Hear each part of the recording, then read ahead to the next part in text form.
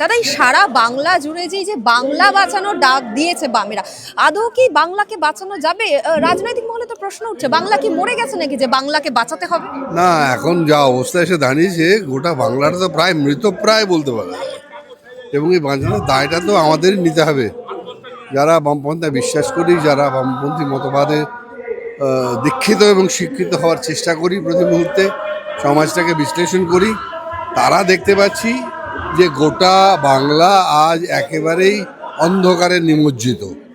এই অন্ধকার থেকে যদি আমাকে আলোয় যেতে হয়, তাহলে আমাদের মতো যারা মানুষজন তাদের রাস্তায় নেমে এই মুহূর্তে বাংলার স্বাস্থ্য, বাংলার শিক্ষা, বাংলার প্রশাসন, বাংলার কৃষ্টি, বাংলার সংস্কৃতি একেবারেই ভুলণ্ঠিত, যেখানে সেইখান থেকে তুলে আনতে হবে বাংলাকে।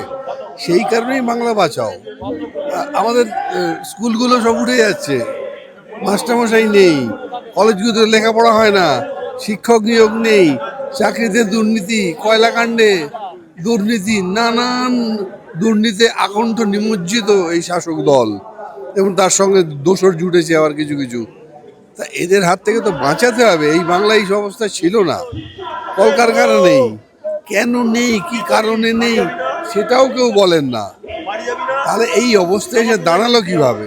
2011 আগে কিন্তু আমরা এই অবস্থায় দেখিনি, প্রশাসনের এরকম নিষ্ক্রিয়তা দেখিনি। খুন, রাহাজানি, ধর্ষণ, মহিলাদের অসম্মান, প্রাপ্য কাজের টাকা পাচ্ছে না, সহায়ক মূল্য পাচ্ছে না কৃষকেরা। কারা করবে কাজটা? কাজটা বামপন্থীদেরই। এবং চারদিকে এই জন্য বাংলা বাঁচাও রাস্তায় নেমেছে মানুষেরা, মানুষের ঢল নেমেছে, এবং একটা বার্তাও দিচ্ছে তারা যে যদি আপনারা এখনও সংশোধন নিজেদের না করেন, তাহলে এই বাঁচানোর দায় আমাদের কাঁধেই তুলে নিতে হবে, সাধারণ মানুষের কাঁধে।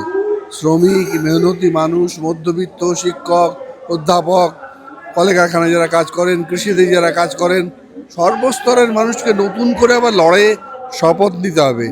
এইটাই কিন্তু এই বাংলা বাঁচাওয়ের অঙ্গীকার, এবং সেই অঙ্গীকার আমরা গ্রহণ করেছি, রাস্তায় নেমেছি।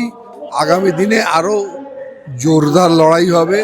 প্রতিপক্ষ যারা আছে তারা সাবধান হয়ে যান, এখন থেকেই আমরা কিন্তু চেতাবনী দিয়ে রাখছি। কিন্তু দাদা সেখানে দেখা যাচ্ছে যে দল এত দুর্নীতিতে জর্জরিত, সেখানে দিনের পর দিন টিএমসিপি অর্থাৎ তৃণমূল কংগ্রেস ছাত্র পরিষদের সংখ্যা বৃদ্ধি পাচ্ছে, এবং তাদের ভোটেরও সংখ্যা বৃদ্ধি পাচ্ছে। মানে সাধারণ মানুষকে তাহলে বুঝতে চাইছে না, নাকি যারা বিরোধী আছে এই রাজ্যে তারা সাধারণ মানুষকে বোঝাতে অক্ষম কোথাও?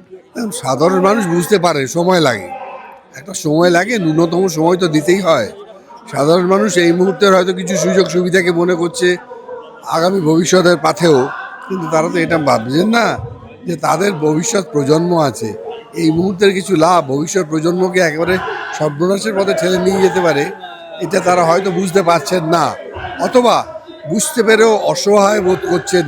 এই অবস্থায় তাদেরকে বারবার বোঝাতে হবে, তাদের উপর বিশ্বাস রাখতে হবে, এবং একই সঙ্গে এটাও বুঝতে হবে যে লড়াইটা যখন অসম হয়ে ওঠে, ভয়ঙ্কর অসম লড়াই, সেই লড়াইয়ে সাধারণ মানুষ জাগতে হয়তো খানিকটা সময় নেয়। আরেকটা আবার বড় হচ্ছে ভয়, ভয়ঙ্কর ভীত সন্ত্রস্ত মানুষ। সাধারণ মানুষ চায় না রক্তপাত, সাধারণ মানুষ মারামারি চায় না। তারা এই ভয়ে ভীত হয়ে অনেক সময় চুপ করে আছে, কিন্তু বেশি দিন তো তারা চুপ করে থাকবেন না। তারা যখন বুঝতে চাইবেন, বুঝতে শিখবেন, এবং সে বুঝতে চাওয়া এবং বুঝতে শেখার প্রক্রিয়ার মধ্যে কাজ করাটাই আমাদের কাজ। সেই জন্যই পথে নামা, বারবার মানুষের কাছে যাওয়া, তাদেরকে বোঝানো যে আজকে কেন আমরা বাংলা ভাষায় ডাক দিয়েছি। এই মৃতপ্রায় সমাজটাকে, এই মৃতপ্রায় বাংলাটাকে বাঁচানোর জন্য এই বলছি বারবার, সাধারণ মানুষের কাছে যাওয়া, তাদের সঙ্গে কথা বলা, তাদের ভেতরে যে ভয়টা রয়েছে সে ভয়টাকে দূর করবার প্রক্রিয়া শুরু করা, এবং একই সঙ্গে বলবো সাংগঠনিক শক্তিকে বৃদ্ধি করা। যে কারণে আপনি বলছিলেন যে ভোটের অঙ্কের ক্ষেত্রে অনেক অনেক বেশি। মানে দাদা বাংলা বাঁচানোর সঙ্গে সঙ্গে কি বামেদেরও বাঁচাতে হবে? কারণ এই রাজ্যে তো প্রধান বিরোধী হওয়ার জায়গাতেও বামেরা নেই। না, প্রধান বিরোধী হওয়ার জায়গায় দিয়ে এটা কিন্তু ভুল। যে বাইনারিটা তৈরি করা হয়েছে যে বিরোধী কে আছে, তাহলে বিজেপি। তাই বিজেপি এবং তৃণমূল কি পশ্চিমবঙ্গে আলাদা কোনো দুটি দল?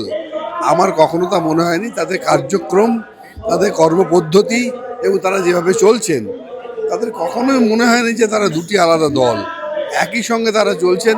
প্রধান বিরোধী পক্ষ বামেরাই এই মুহূর্তে দেখতে চাইছেন না অনেকে, রাস্তাঘাটে পথে মাঠে ঘাটে কলকারখানায় বামেরাই রয়েছে, সর্বশক্তি নিয়োগ করছে তারা, আরও শক্তি জোগাড় করছেন তারা। এই সর্বশক্তি নিয়ে আগামী দিনে আরও বড় লড়াইয়ের জন্য প্রস্তুত আমরা, এইটুকু বলে দিতে পারি।